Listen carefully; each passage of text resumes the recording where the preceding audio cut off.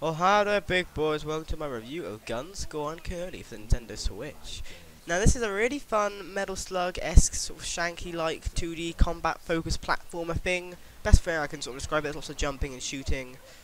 It's pretty hard, though. It's not, and it definitely well. It doesn't, it doesn't feel like one of those old school sort of games with difficulty-wise, due to the fact that there's a lot of checkpoints. It's not like do the level once and you're dead or anything silly like that. And there is difficulty settings. Luckily, I had to turn it down to easy towards the end. Not gonna lie, because there are some really difficult difficulty spikes.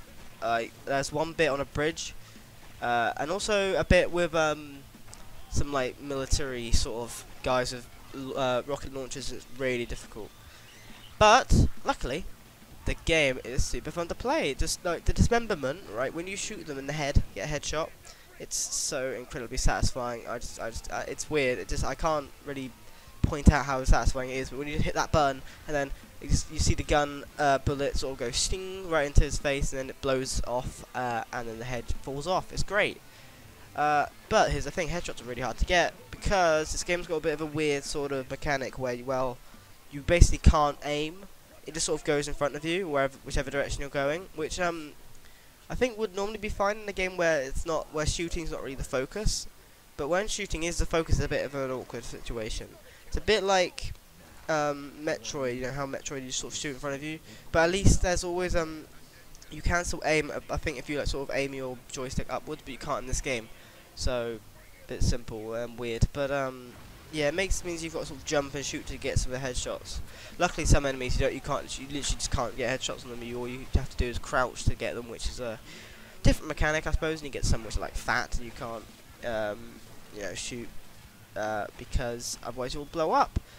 So there's lots of enemy variety. It's sort of, I mean, you do run into the same enemy quite a lot, but you get totally different ones as you continue. Towards the end, it gets really strange, the enemies you fight. Now, we should probably point about the art. The art is really good looking. It's cartoony, but sort of keeping it relatively realistic, like not like they've got big noses or anything, like, nothing stupid. But, like, when you get, murdered via acid, for example, it does look kind of gross. So, yeah, I mean, honestly, the art is incredible. Here's another thing, though. Game's super short, but we'll get to that later. But yeah, it's really pretty, so that's good. Sound effects, they're pretty good actually.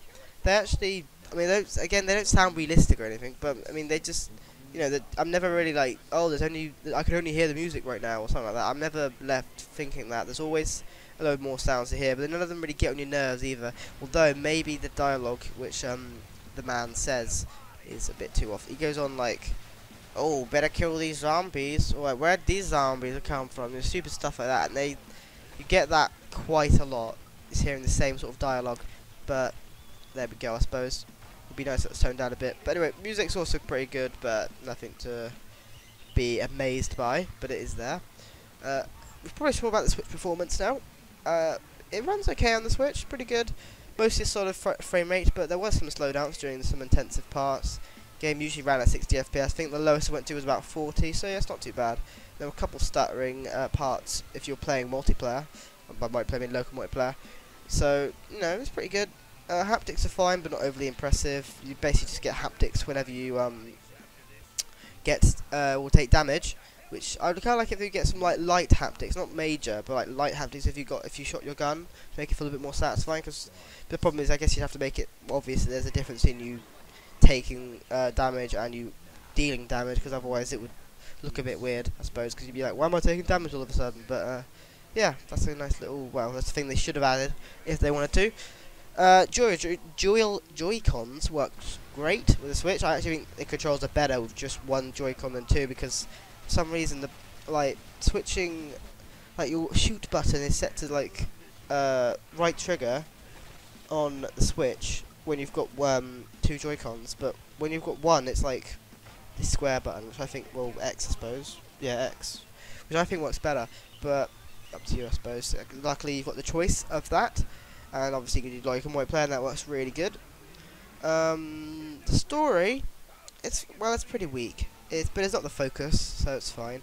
I wouldn't really say it's bad though. It's just a bit predictable and a bit silly, but the writing's pretty fun. The dialogue is interesting, shall we say?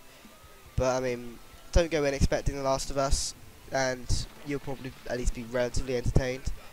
It's a short game, about 4 hours or so to beat, but the level design never really got repetitive, and towards the end, it gets really strange. Like, honestly, I can't describe it other than just, it felt a bit like they were just playing with the game idea as a concept. It was really strange, but it's fun. It's fun. Yeah, it's, I don't know. I don't really feel like it could have been it should have been longer, or I don't think it needed to be, because it was. To be honest, 4 hours isn't too bad when you consider it's a pretty cheap game as it is. I think it's like £6 or so, and the art's really nice. You know, just added one more level, and you know, like a new tile set and stuff. That's already going to take ages more just for the art side. So that's not. I think 4 hours is fine, really. Plus, I mean, there's always more difficulty settings, and another setting which we'll get to in just a second. It's called Versus Mode. Versus Mode is basically allowing you to shoot your friends or some AIs if you set them up. It's a nice little addition, add some more content to the game. But here's my problem with it though, is that it sort of zooms out the camera really far out, and so it's really sort of hard to play on a small screen. It's like if you're playing 4-player Mario Kart, you know, it's like, ugh. But I mean, it's fine. I mean, there's still more content and more stuff to do, and that's nice. I mean, I forgot to say you can play the entire campaign co-op in co-op mode, so that's always nice. Up to 4 players, I believe. Yep, so the versus mode exists, it's there. But yeah, it's so zoomed out, it's a bit sort of hard to play, but luckily you can, well, just put it in a dock, I suppose, and play it on a big TV screen. So, I mean, it's not a perfect solution, but it works. It would be nice if you could, if the game sort of zooms in on where the players actually are, so if they're further apart it zooms out more, but if they're closer it zooms in. Sort of like a more dynamic camera work, but that's just a sort of nitpick. Is it nitpick? No, it's nitpick. Yeah, it's nitpick. God's sake, I'm acting like an idiot. But yeah, that's pretty much this game. Really, it's a fun little game. It's just, it's got a couple sort of things about it that can make it kind of annoying to play. Mainly being the fact that aiming is pretty difficult, and it is got some difficulty spikes. It has got quite a few of those. But if you're looking for a little Metal Slug sort of game to play on the Switch or other consoles, I have to recommend this one. Guns of Gore and Kenobi 2 is also coming out pretty soon, and that's got Nazis, so there you go. I'll be trying to cover that probably, if possible. And yeah, that's this game. So thanks for watching, big boys. I'll see you at some point in time, and bye!